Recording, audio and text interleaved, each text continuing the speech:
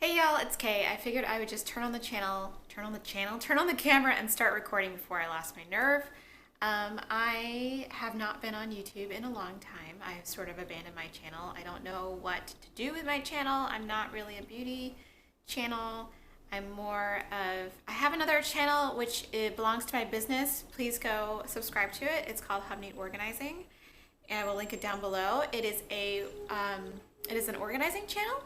And if you guys would like to see more of that content, please subscribe to it. It only has one video, but people are still subscribing to it, and I do plan to make content for it in the future, especially since January is Get Organized month. So, woo!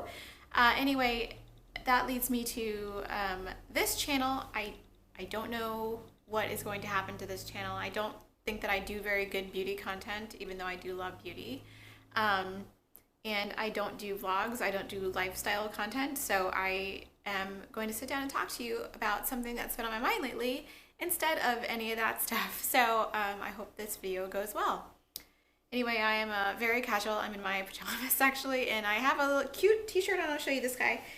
It's so cute. It's a little Hello Kitty t-shirt, and it says, "Support the friendship party." Is that not the cutest thing? I got it in Las Vegas when I went there last week to have a little vacation.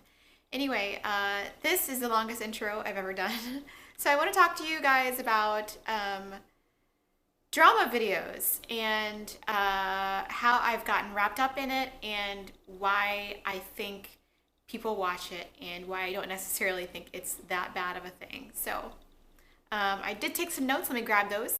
So a little bit of backstory with my history of YouTube. I started watching YouTube really as a hobby in 2013. I mean, everybody was watching YouTube from time to time before then because it was full of great content. So, but in 2013, I really started watching YouTube because I discovered Graveyard Girl's channel when I was searching for information about the new Furby during my podcast. I have a pop culture podcast, little plug. It's called the Dereck Kay Show. I'll link it down below. And we were trying to look for information about the new Furby to talk about it and laugh about it. So I discovered her channel back then, and I liked her stuff. And she also did some beauty content, which was really fun. She was doing little tutorials about how to do your makeup and stuff. And back then, I didn't really have a lot of makeup, but I liked it. I just didn't know how to put it on my face. So after discovering her beauty tutorials, I sort of, you fall into this rabbit hole. You click on other suggested videos, and there's more beauty gurus and all that stuff. So I discovered this whole beauty community full of beauty gurus who would tell you how to do your makeup. They would tell you how to contour and put your eyeshadow on, blah, blah, blah. Even though I don't contour, I never got into that. I probably should contour my nose because it's giant, but whatever. So I really liked the YouTube beauty community and the YouTube community as a whole because it was a really fascinating thing because a normal person, a regular everyday person could get a camera from Best Buy, get some lights, and have an internet connection, upload a video, and suddenly become popular and famous in this little very niche platform that is YouTube. I mean, a lot of people know about YouTube. YouTube's a very popular website, but people who watch YouTube on a regular basis are a very niche group of people, and it's its own little community. If you talk to some everyday person about a YouTube celebrity, like if you're like, oh, you see Casey Neistat's new video, they're not going to know who the hell you're talking about. But if you talk to another person who watches YouTube, they're going to know exactly who you're going to talk about, and maybe not because there's so many YouTube creators. The platform is so large now that there's so many people to discover. So I just thought it was a really fun thing. And I thought it was a really fun thing that people have become so popular on YouTube that they can make their living off of being a YouTube, I guess, influencer, a beauty influencer. I think that's really cool. I am an entrepreneur. I have my own business, and I believe that being your own business is one of the most great things about the 21st century. And it's so easy to do it with a camera and internet. I mean, it's a hard thing. Making a YouTube video is a pain in the ass. And I don't think that I would trade places with these people who have are subjected to criticism every second of their lives, who have to read mean comments in the comment section of their videos every second of their lives, mean things on Twitter all the time, who get judged for everything they do. I don't think that I would trade places with those people for, a lot of money. So over the past year or so, maybe even a little longer, I've noticed that there's been a rise in these YouTube drama channels, and these are basically YouTube like tabloid channels. So they are bringing you gossip not about celebrities, but about YouTube celebrities. Like, they're bringing you gossip about the YouTubers who have 1 million, 4 million, 3 million subscribers. Even you don't even have to be that big to have gossip about you. You can have like 28,000 subscribers, and people will still make videos about you and talking about you. So this is a thing that has happened, I think, has gained really a lot of popularity over the past year, I think I've discovered, and I cannot stop watching them. So another little bit of backstory with me is that I used to have a fashion blog back in the day. It is no longer in existence, but it used to be centered around anthropology and their clothing and stuff like that. And back in, I think, 2011, 2010, there was a group of bloggers who focused most of their blog content on anthropology and anthropology fashion and things like that. And that's Anthropology the store, not the subject in school or study or whatever. So the Anthro Blogs were a big thing for a while. People would go and they would try on things in the store, and they would take pictures and say, this fits like this, and you should wait till this goes on sale, whatever. And I was one of those Anthro bloggers. And there were 5 or 6 really big Anthro bloggers at the time, and I had 2 of the biggest Anthro bloggers as guests on my podcast, because I thought it would be a really fun way to get listeners to interact with us on our show. So we took calls for, almost an hour, and interviewed these bloggers, and it was really cool. They were Roxy from a blog called Effortless Anthropology, and Kim from a blog called Anthroholic.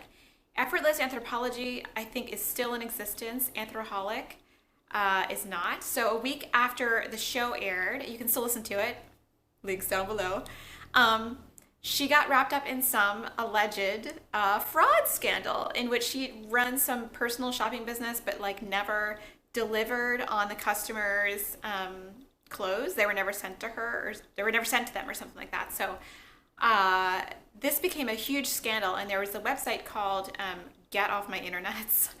And it's like a blogger critiquing website, and it blew up. The whole thing blew up on there. It blew up on all kinds of anthro blogging sort of social media, and it even got featured in Jezebel, which I thought was the funniest thing. I will also link that article down below.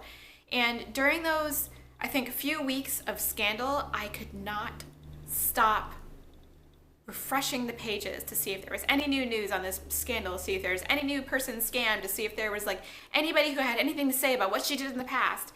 And I knew that I wasn't a bad person, and I knew that I didn't wish this person harm, but for some reason I could not take my eyes away from the threads, the stories, the blog posts, the dedicated, blog names, usernames to shade this person. I could not turn away.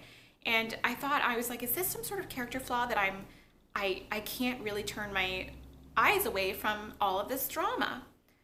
So eventually it died down, and I think Kim went underground. I don't know what she's doing now. I hope she's doing well. I hope she'd sort of turn her life around. I feel bad about what happened to her, but I mean, you reap what you sow. I guess she learned her lesson, so I guess she's okay. So my foray into YouTube drama started, and I think if you watch beauty videos, you sort of get automatically roped into all this beauty drama. So the first sort of guru of drama I discovered was Sanders Kennedy. So Sanders Kennedy is this super cute guy who lives in Brooklyn, and he reported on him being at IMATS and he and this really big YouTuber he interviewed this really big YouTuber, this really big beauty influencer. I'm not going to say her name. Everyone, you can look it up and see the videos and stuff like that. You know who she is. I don't watch her, but she's very popular. So, and he interviewed her, and then I guess later, after that interview was over, he tried to get into an elevator with her, and she like said, no, this is a private elevator. You know, I guess she had forgotten that he interviewed her or whatever, and he got really offended.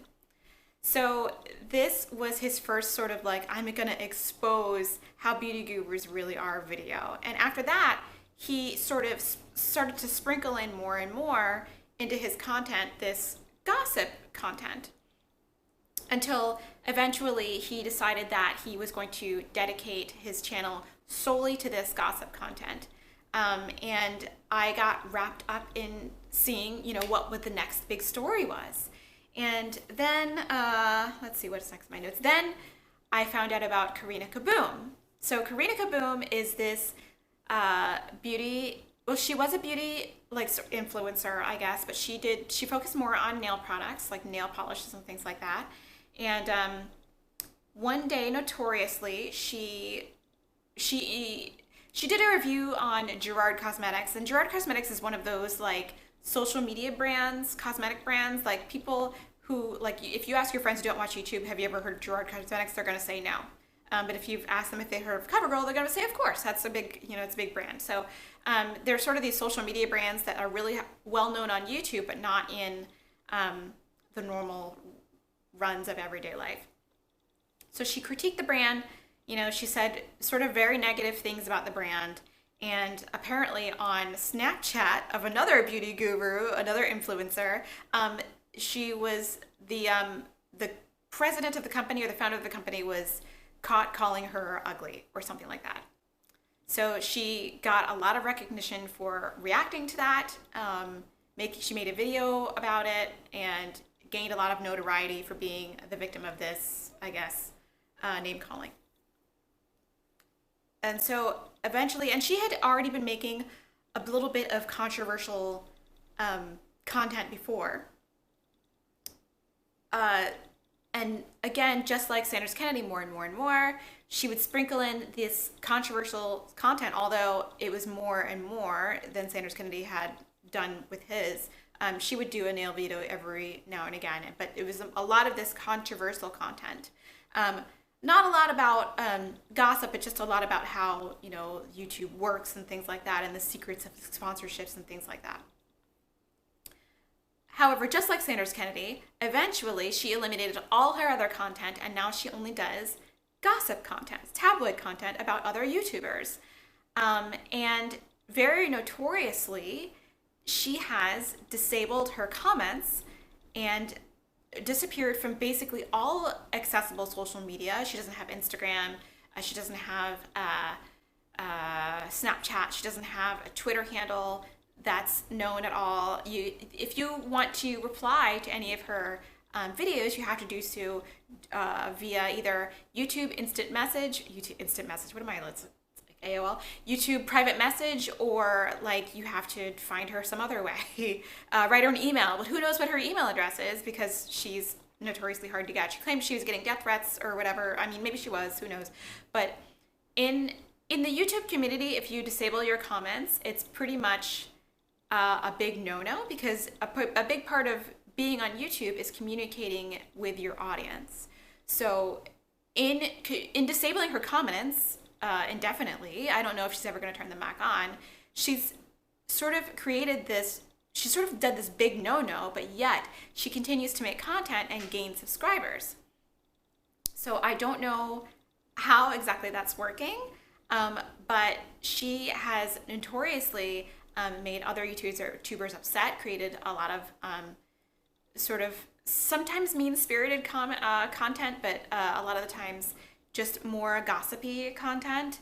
And then on the heels of that is one of my favorite YouTubers I've discovered, Peter Mon. The Peter Mon is this guy who's, he's 44, he's closer to my age, I'm 39.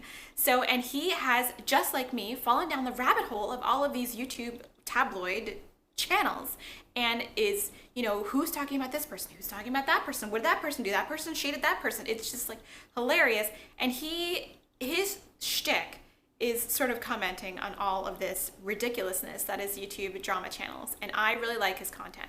However, in recent days, his sort of style is poking fun at people and doing it in a lighthearted way, and sometimes maybe it can come across as a little bit mean-spirited, and I think unintentionally he has made some people upset.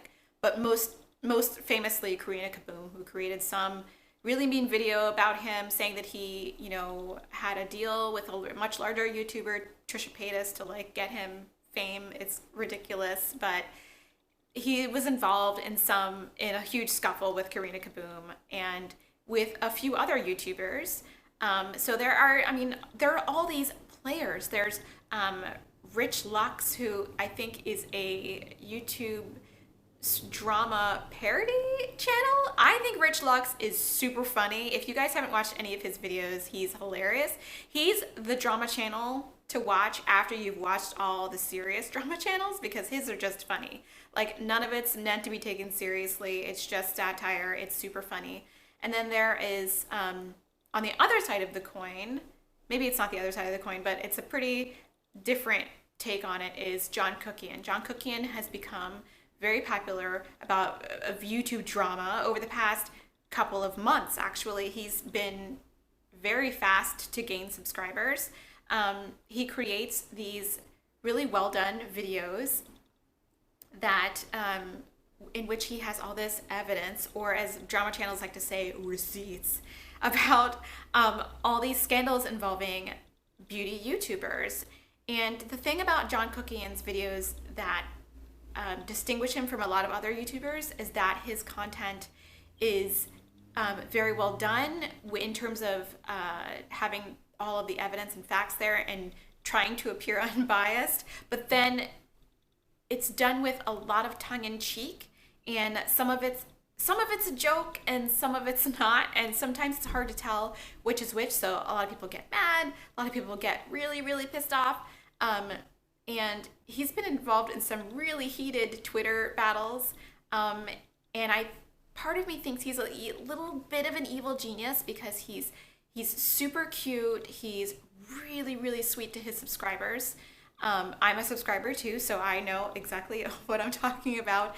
And he makes his subscribers feel like they're part of a family, and he actually refers to them as the Cookian family. So he's endearing all of these subscribers and saying, you're part of my team, we're a team, it's a very warm and friendly sort of place, but at the same time,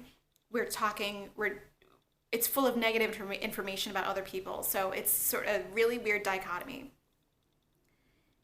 So now that you know a lot of the players, and there's more players too. There's so many more drama channels out there. It's like ridiculous. So as you can see, I've spent a lot of time sort of watching all of these people, in my spare time. Like I'll be like walking to my car from, wherever, and I'll flip on a video and see what's next on my subscription feed. And I keep thinking to myself, why the hell am I so interested in all of this gossip?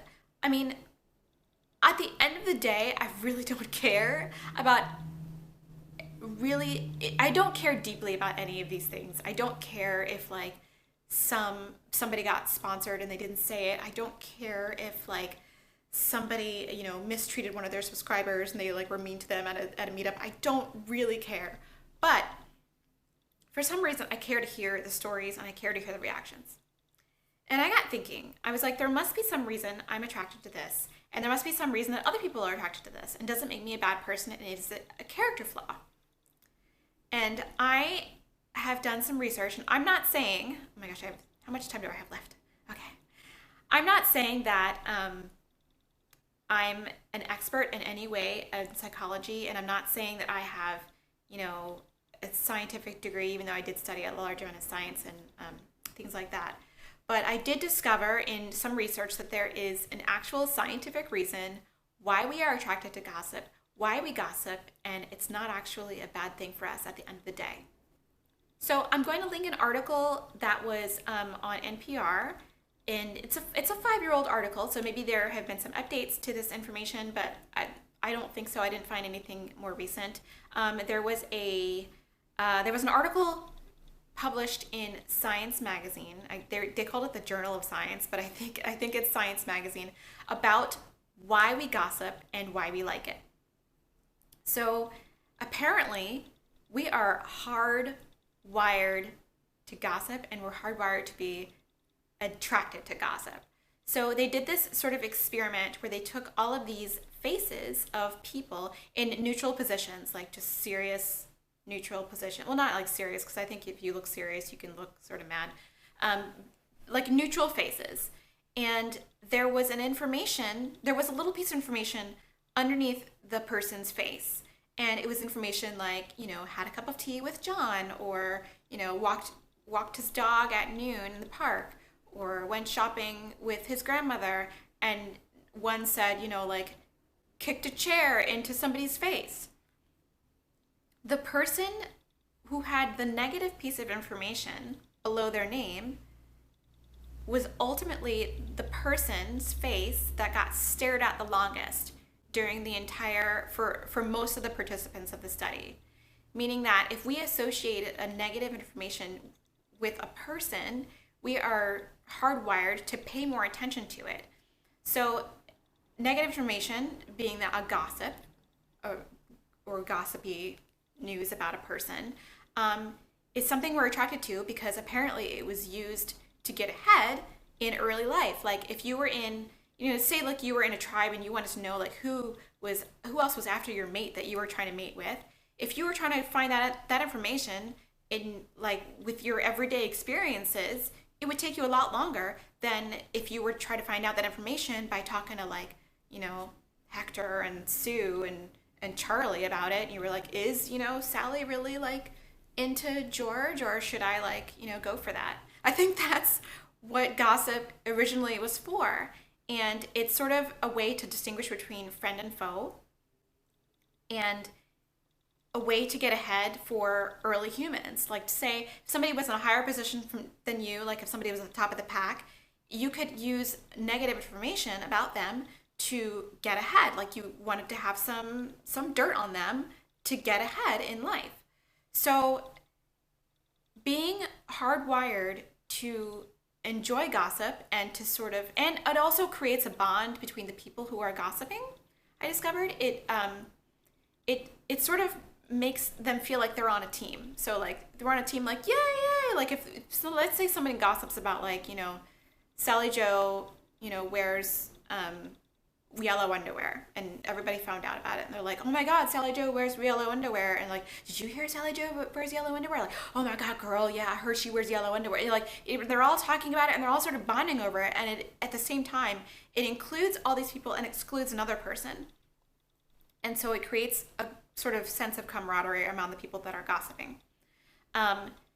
However, at the same time, it excludes the one person being gossiped about and hurts their feelings at the same time. So there are two sides of the same coin. Is that the right idiom to use? I'm not sure. Anyway, it's a double-edged sword, gossiping. And one end, we're attracted to it, and it's sort of healthy for us in a way, and we're hardwired to do it, and you can't help it. On the other end, gossiping about people is sometimes hurtful, more than most hurtful to the person being gossiped about. More than a few times, I believe, I watched these gossip videos and these drama channels, and the drama channels have now, instead of just turning on the people who they're gossiping about, the beauty gurus, they've now started to turn on sort of each other, and they're now sort of infighting in the gossip drama channel community. There's been John Cooking fighting with Sanders Kennedy. There's been Sanders Kennedy fighting with Peter Mon. There's been, Dustin Daly fighting with Peter Mon, and all these people, and it's just, there's feelings hurt, and there's people trying to shade each other, and it's just one big mess. So at the end of the day, I want to say that I don't think that drama channels are horrible, and I don't think they're going away. I do think there is a fine line between playfully sort of picking on someone and teasing them, and then being cruel and hurting their feelings. And you're going to really walk a fine line between those two extremes when you're either creating this content or commenting on this content. So I don't know how I feel about it. All I know is that I do really, really like all of these different creators. I like Peter Mon. I like Carina Kaboom, as much as I hate to say that. I like Sanders Kennedy. I like John Cookian. I like Rich Lux. I like Dustin Daly. I like, there's a girl whose channel says, I'm only here for the tea. I kind of like hers too. And I like them all, and I sort of appreciate them all for, what they're doing for the YouTube sort of gossip drama community. But I do think that sometimes people aren't so nice. But in case you're wondering, if it was a guilty pleasure to watch drama videos, or if you felt bad about it, don't. You are hardwired to do it. I wouldn't waste too much time doing it, but don't feel bad for enjoying it. It's part of who you are. I don't think it should define who you are, but it doesn't make you a bad person. So I think that is my bottom line. I will see you guys in another video maybe, and thanks for watching if you watched this far. Bye.